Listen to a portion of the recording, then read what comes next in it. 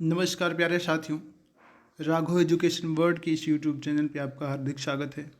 जैसा कि आप लोगों को पता है कि हम लोग जो है यूपी ट्रिपल एस के सिलेबस के अकॉर्डिंग जो हिस्ट्री के आपके इम्पॉर्टेंट टॉपिक्स हैं, उनके महत्वपूर्ण प्रश्न जो आपकी किसी न किसी एग्ज़ाम में पूछे गए हैं या फिर जिनके आने वाले एग्ज़ाम्स में पूछे जाने की संभावना सर्वाधिक है, उन प्रश्नों पर हम लोग कुछ क्वेश्चंस की सीरीज़ लेके आए हैं, जिनका डिस्कशन हम पार्ट वाइज पार्ट कर रहे हैं। तो उसी के अकॉर्डिंग आज का हमारा जो टॉपिक है वो है तुगलक वंश, सल्तनत काल का तुगलक वंश, जिसका आज हम लोग प्रैक्टिस सेशन करने वाले हैं। और वीडियो स्टार्ट करने से पहले मैं आप लोगों को याद दिलाना चाहूँगा कि अगर आप लोग चैनल पे पहली बार आए हैं तो चैनल को सबसे पहले सब्सक्राइब कर लीजिए और उसके बाद इसको लाइक शेयर करना ना भूलें। तो चलिए आज का हम लोगों का जो सेशन है हम लोग स्टार्ट करते हैं। और हमारा जो पहला क्वेश्चन है, ठीक है, उसको पढ़ते हैं। हमारा पहला क्वेश्चन है, किस वंश के सुल्तानों ने सबसे अधिक समय तक शासन किया था? ठीक, ऑप्शन है खिलजी वंश, बी तुगलक वंश, सी दास वंश, डी लोदी वंश। तो हमारा यहाँ पे राइट ऑप्शन हो जाएगा तुगलक वंश। ठीक है, तुगलक वंश ने जो है दिल्ली सल्तनत के इतिहास में सर्वाधिक समय तक शासन किया था। ठीक है, बात करें तुगलक वंश का जो शासनकाल रहा है वो रहा है 1320 से 1414 ईस्वी तक। लगभग ये शासनकाल 94 वर्षों का रहा है। ठीक है, और अगर इसके बाद हम लोग बात करें दूसरा सर्वाधिक लंबा शासन किसके रहा है, तो गुलाम वंश जो था उसका सर्वाधिक दूसरा लंबा शासन रहा है। लगभग 87 ईयर 87 वर्षों तक गुलाम वंश का शासन रहा है। ठीक है, इसके बाद शासनकाल की बात करें तो गुलाम के बाद लोदी, इन लोगों का शासनकाल काफ़ी लंबा रहा है। चौथे नंबर पर सैयद आते हैं। और बात करें सबसे कम शासनकाल किसका रहा है, तो पाँचवें नंबर पे आपके खिलजी शासक हुए हैं, जिनका सबसे कम शासन रहा है। लगभग 30 वर्षों तक ही इनका शासन रहा है। ठीक है, तो इस तरीके से दिल्ली सल्तनत पे 5 राजवंशों ने शासन किया, गुलाम, खिलजी, तुगलक, सैयद एवं लोदी। ठीक है, ये सीक्वेंस आपको याद रखना है। इसी क्रम में इन लोगों ने दिल्ली सल्तनत पर शासन किया था। ठीक है, चलिए इसके बाद हम लोग नेक्स्ट क्वेश्चन पे मूव करते हैं। हमारा नेक्स्ट क्वेश्चन है, तुगलक वंश की स्थापना किस शासक ने की थी? ठीक है, ऑप्शन है आपके फिरोज तुगलक, बी गयासुद्दीन तुगलक, सी मोहम्मद बिन तुगलक, डी इनमें से कोई नहीं।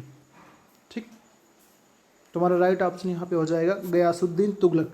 इसने जो है तुगलक वंश की स्थापना की थी। ठीक, और अगर हम बात करें गयासुद्दीन तुगलक के शासनकाल की, तो इसका शासनकाल 1320 से 1325 ईस्वी तक रहा। ठीक है, और 1325 ईस्वी में इसकी मृत्यु हो गई। और इसकी मृत्यु का जो कारण बताया गया है, मकान की छत गिरने से इसकी मृत्यु हुई थी। ठीक है, ये क्या है, ये तुगलकाबाद नामक स्थान पे विश्राम कर रहा था और उसी समय जो है मकान की छत गिर गई, जिसके कारण इसकी मृत्यु हो गई 1325 ईस्वी में। ठीक है, और बात करें गयासुद्दीन तुगलक की, तो इसको जो है गाजी मलिक के उपनाम से भी जाना जाता था। इसको क्या कहा जाता था? गाजी मलिक। ठीक है, आप याद रखिएगा, इसको गाजी मलिक भी बोला जाता था। ठीक है, और बात करें तुगलक वंश की, तो इसका जो टोटल काल रहा है वो 1320 से 1414 ईस्वी तक रहा है। ठीक है, और आपका जो गयासुद्दीन तुगलक था, इसका शासनकाल था 1320 से 1325 ईस्वी तक। ठीक है, इस बात को याद रखिएगा आप लोग। चलिए हम लोग नेक्स्ट क्वेश्चन पे आगे बढ़ते हैं। हमारा नेक्स्ट क्वेश्चन है, तुगलकाबाद नामक शहर की स्थापना किस शासक द्वारा की गई थी? ठीक, ऑप्शन है हमारा गयासुद्दीन तुगलक, बी फिरोज तुगलक, सी मोहम्मद बिन तुगलक, डी नसीरुद्दीन महमूद। ओके, तो हमारा यहाँ पे राइट ऑप्शन हो जाएगा गयासुद्दीन तुगलक। इसने जो है तुगलकाबाद नामक शहर की स्थापना की थी। ठीक है, और बात करें इसके अलावा गयासुद्दीन तुगलक ने 56 कोट का दुर्ग, इसका भी निर्माण करवाया था। 56 कोट का दुर्ग इसने ही बनवाया था। कहाँ बनवाया था? ये भी इसने तुगलकाबाद में 56 कोट का दुर्ग बनवाया था। ठीक है, चलिए इसके बाद हम लोग नेक्स्ट क्वेश्चन की तरफ मूव करते हैं। हमारा नेक्स्ट क्वेश्चन है, नहरों का निर्माण करने वाला दिल्ली का प्रथम सुल्तान कौन था? ठीक है, ऑप्शन है आपका गयासुद्दीन तुगलक, बी फिरोज तुगलक, सी मोहम्मद बिन तुगलक, डी इनमें से कोई नहीं। तो हमारा यहाँ पर राइट ऑप्शन हो जाएगा गयासुद्दीन तुगलक। नहरों का निर्माण करने वाला ये प्रथम सुल्तान था। और इसके बाद अगर बात करें सर्वाधिक नहरों के निर्माण की, तो सर्वाधिक नहरों का निर्माण फिरोज शाह तुगलक ने करवाया था। क्या करवाया था? सर्वाधिक नहरों का निर्माण। लेकिन अगर बात की जाए प्रथम कौन था, तो ये आपको याद रखना है, गयासुद्दीन तुगलक था। ठीक है, चलिए हम लोग नेक्स्ट क्वेश्चन की तरफ मूव करते हैं। हमारा नेक्स्ट क्वेश्चन है, निम्न में से वह सुल्तान कौन था जिसका प्रसिद्ध सूफी संत निज़ामुद्दीन औलिया से संबंध अच्छे नहीं थे? ऑप्शन है आपका फिरोज तुगलक, बी नसीरुद्दीन महमूद, सी बलबन, डी गयासुद्दीन तुगलक। ठीक, तो हमारा यहाँ पे राइट ऑप्शन हो जाएगा गयासुद्दीन तुगलक। इसका जो है सूफी संत निज़ामुद्दीन औलिया से संबंध अच्छे नहीं थे। ठीक, इसके बारे में एक बात प्रचलित है कि गयासुद्दीन तुगलक जो है, जब बंगाल अभियान से अपने लौट रहा था, इसने अपने बंगाल अभियान से जब विजय करके लौट रहा था, तो इसने जो है अब निज़ामुद्दीन औलिया के नाम एक संदेश भिजवाया कि सुल्तान के पहुंचने से पहले निज़ामुद्दीन औलिया दिल्ली छोड़कर चले जाएं। ठीक है, तो इस पर औलिया ने कहा था कि हुनूज़ ए दिल्ली दूर, उन्होंने कहा था हुनूज़ ए दिल्ली दूर, यानी कि दिल्ली अभी दूर है। ठीक है, हुनूज़ ए दिल्ली दूर, ओके, इसका मतलब है दिल्ली बहुत दूर है। और संयोगवश हुआ क्या, जब गयासुद्दीन तुगलक वापस आ रहा था, तो ये तुगलकाबाद में आराम करने के लिए रुका, और वहीं पे रात के समय मकान की छत गिर जाने से इसकी जो है मृत्यु हो गई और ये दिल्ली नहीं पहुंच सका। चलिए इसके बाद हम लोग अपना नेक्स्ट क्वेश्चन जो है उसको रीड करते हैं। हमारा नेक्स्ट क्वेश्चन है, दिल्ली सल्तनत का सर्वाधिक विद्वान सुल्तान कौन था? ठीक, ऑप्शन है आपका बलबन, बी ऑप्शन है आपका नसीरुद्दीन महमूद, सी फिरोज तुगलक, डी मोहम्मद बिन तुगलक। ठीक है, तुम्हारा यहाँ राइट ऑप्शन हो जाएगा मोहम्मद बिन तुगलक, यानी कि MBT, इसी को शॉर्ट में MBT भी बोल देते हैं। ठीक है, ये जो है दिल्ली सल्तनत का सर्वाधिक विद्वान सुल्तान था। और इसके बारे में ये भी कहा जाता है कि ये सर्वाधिक असफल सुल्तान भी था। सर्वाधिक असफल सुल्तान पूछा जाए आपसे कौन था दिल्ली सल्तनत के इतिहास में, तो वो था मोहम्मद बिन तुगलक। क्योंकि ये जो भी योजनाएं अपने शासनकाल में जिस लागू किया था, जितनी भी योजनाएं, सारी की सारी योजनाएं विफल हो गई थी। ठीक है, और बात करें मोहम्मद बिन तुगलक की, तो ये जो है दर्शन के क्षेत्र में निपुण था, दर्शन का ये विद्वान था। ठीक है, और इसके बारे में ये भी कहा जाता है, ये जब अधिकारियों की नियुक्ति करता था तो उसमें ये योग्यता का विशेष ध्यान रखता था। ठीक है, अधिकारियों की योग्यता का विशेष ध्यान रखता था। ठीक है, तो आप इस बात को याद रखिएगा, सर्वाधिक विद्वान सुल्तान कौन था? मोहम्मद बिन तुगलक। चलिए इसके बाद हम लोग नेक्स्ट क्वेश्चन की तरफ मूव करते हैं। हमारा नेक्स्ट क्वेश्चन है, दिल्ली सल्तनत का वह प्रथम सुल्तान कौन था जिसने हिंदुओं के धार्मिक त्यौहार होली, दीपावली आदि में भाग लिया था? ठीक है, ऑप्शन है आपके इल्तुतमिश, बी बलबन, सी फिरोज तुगलक, डी मोहम्मद बिन तुगलक। तुम्हारे यहाँ राइट ऑप्शन हो जाएगा मोहम्मद बिन तुगलक। इसने जो है हिंदुओं के होली और दीपावली त्यौहार में भाग लेना प्रारंभ किया था। ठीक है, चलिए इसके बाद नेक्स्ट क्वेश्चन की तरफ मूव करते हैं हम लोग। हमारा नेक्स्ट क्वेश्चन है, मोहम्मद बिन तुगलक दिल्ली सल्तनत की गद्दी पर कितने वर्षों तक शासन रहा? कितने वर्षों तक या कितने से कितने वर्ष के लिए दिल्ली सल्तनत की गद्दी पर बैठा था? ठीक है, हमारा ऑप्शन है 1320 से 25, बी 1325 से 1351, सी 1351 से 1388 ईस्वी, डी इनमें से कोई नहीं। ठीक, तो हमारा यहाँ राइट ऑप्शन हो जाएगा 1325 से 1351 ईस्वी। ठीक है, और इससे पहले जो शासक था आपका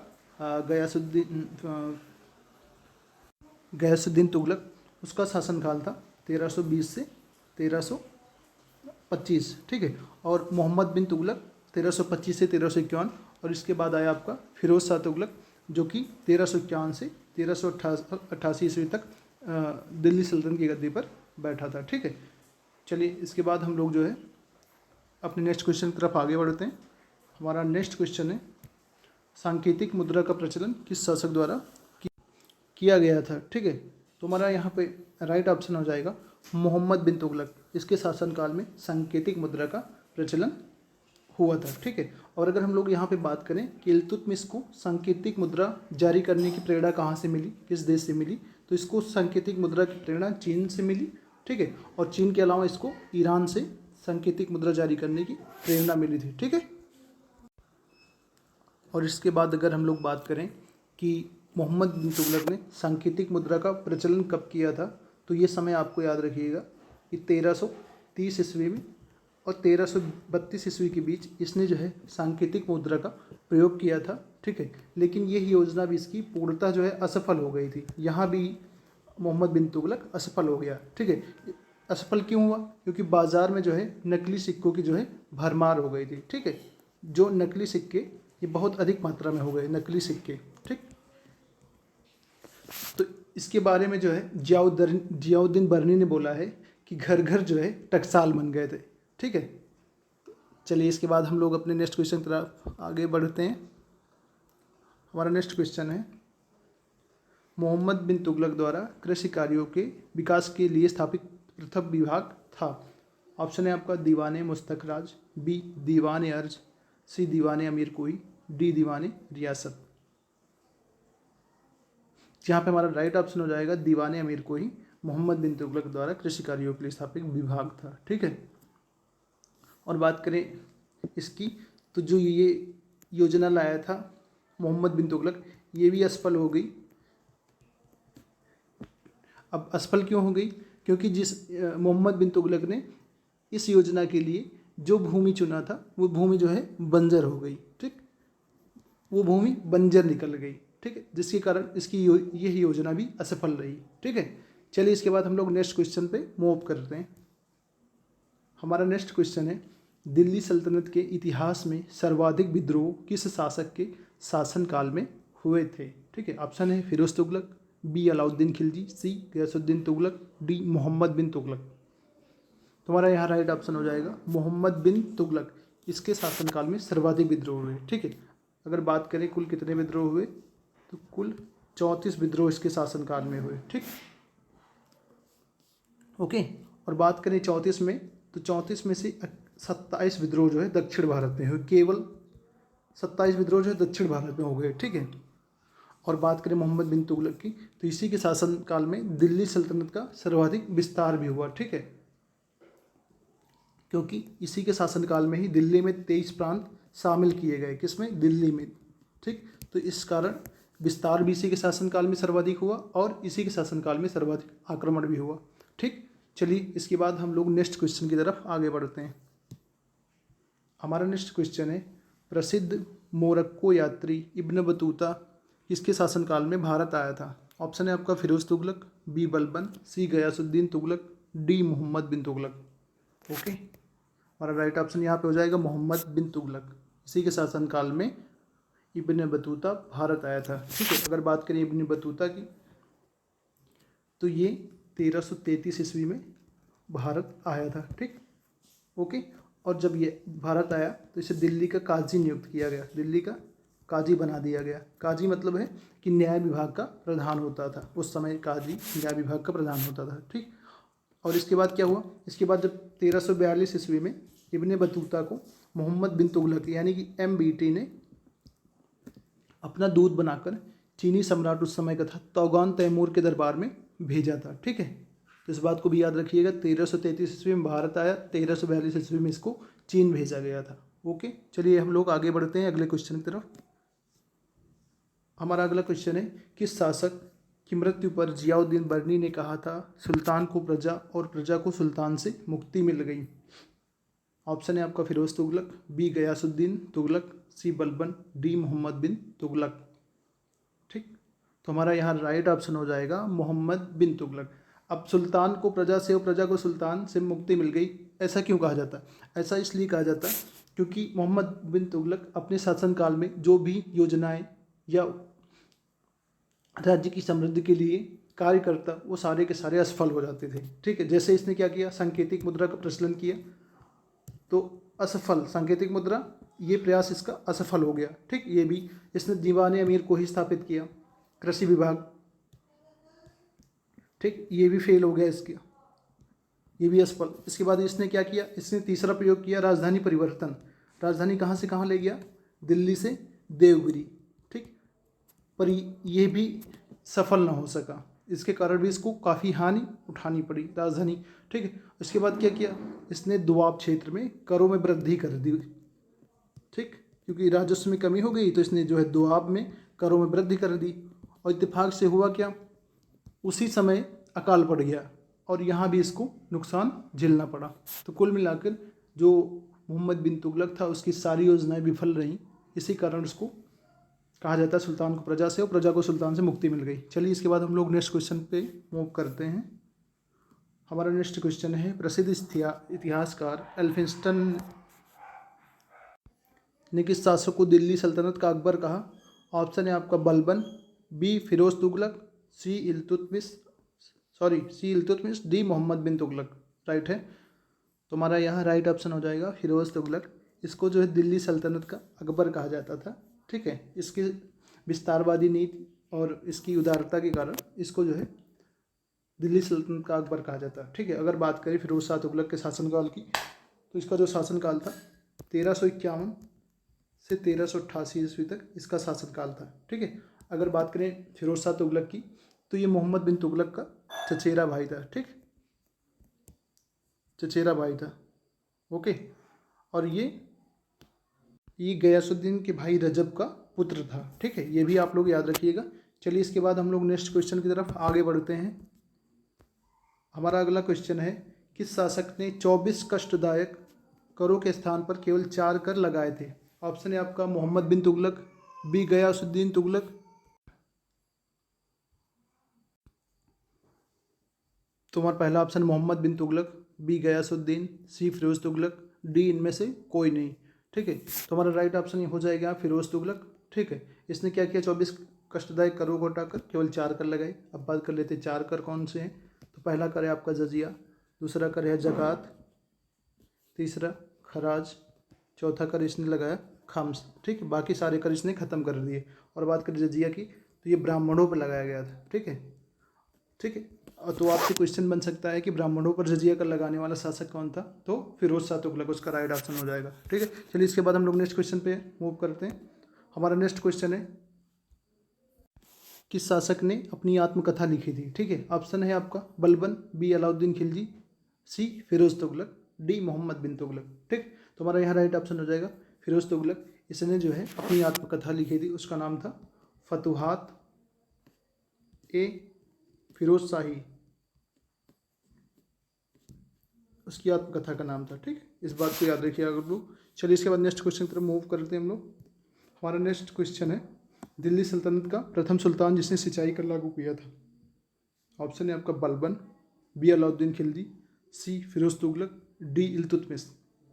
तुम्हारा यहाँ राइट ऑप्शन हो जाएगा फिरोज तुगलक। इसने जो है सिंचाई कर लागू किया था। ठीक है, अब बात कर लेते हैं सिंचाई कर, उसका नाम क्या था? उसका नाम था हक ए सर्ब।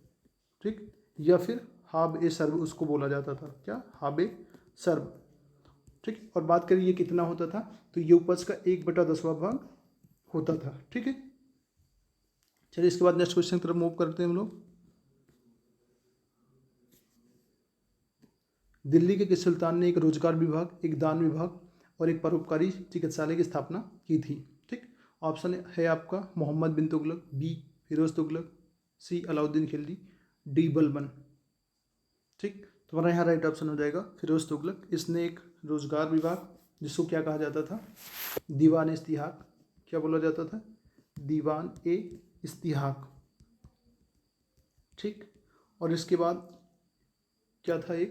इसके बाद एक परोपकारी चिकित्सालय जिसको बोला जाता था दारुल शिफा। क्या? दारुल शिफा बोला जाता था। और इसके अलावा एक विभाग इसने स्थापित किया था दान विभाग, जिसका नाम था दीवान ए खैरात। दीवान ए खैरात। ठीक है, और इसने एक और विभाग स्थापित किया था जिसका नाम था दीवान ए बंदगान। ये दासों के लिए था। इसने दास विभाग स्थापित किया था जिसका नाम था दीवान ए बंदगान। और कहा जाता है इसके पास 1 लाख 80,000 दास उस समय हुआ करते थे। ठीक, इस बात को याद रखिएगा आप लोग। चलिए इसके बाद हम लोग नेक्स्ट क्वेश्चन की तरफ मूव करते हैं।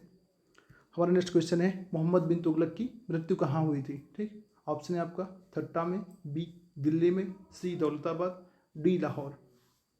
तुम्हारा यहाँ राइट ऑप्शन हो जाएगा थट्टा में मोहम्मद बिन तुगलक की मृत्यु हो गई थी। ठीक, चलिए हम लोग नेक्स्ट क्वेश्चन में मूव करते हैं। हमारा नेक्स्ट क्वेश्चन है, तुगलक वंश का अंतिम शासक कौन था?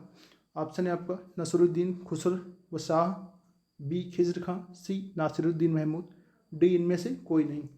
ठीक, हमारा राइट ऑप्शन हो जाएगा नासिरुद्दीन महमूद। ये दिल्ली वंश का अंतिम शासक था। ठीक है, और बात करें नासिरुद्दीन महमूद की, तो इसके शासनकाल में 1398 में मंगोल आक्रमणकारी तैमूर लंका आक्रमण हुआ था। ठीक है, आपसे पूछा जा सकता है कि तैमूर लंका आक्रमण किसके शासनकाल में हुआ था? तो हुआ था नसीरुद्दीन महमूद, तुगलक वंश का अंतिम शासक था, उसी के शासनकाल में हुआ था 1398 ईस्वी में। ठीक है, और नसीरुद्दीन महमूद का जो साम्राज्य था इतना छोटा था कि लोग इसके बारे में कहा करते थे कि शहंशाह का सल्तनत दिल्ली से पालम तक, ये इसके बारे में कहा जाता था। कहाँ तक? दिल्ली से पालम तक। ठीक, इसके बाद जो है आपका तुगलक वंश समाप्त हो जाता है। ओके, चलिए आगे बढ़ते हैं। तो आज का सेशन हमारा यहीं तक था। ठीक, और अगर वीडियो आप लोग को पसंद आया हो तो लाइक शेयर सब्सक्राइब करना बिल्कुल ना भूलें। ओके, मिलते हैं आप लोगों से नेक्स्ट वीडियो में। तब तक के लिए स्वस्थ रहें, मस्त रहें, अपना ख्याल रखें और अपनी पढ़ाई को अच्छे ढंग से करते रहें। मिलते हैं आपसे नेक्स्ट वीडियो में, तब तक के लिए जय हिंद, जय भारत।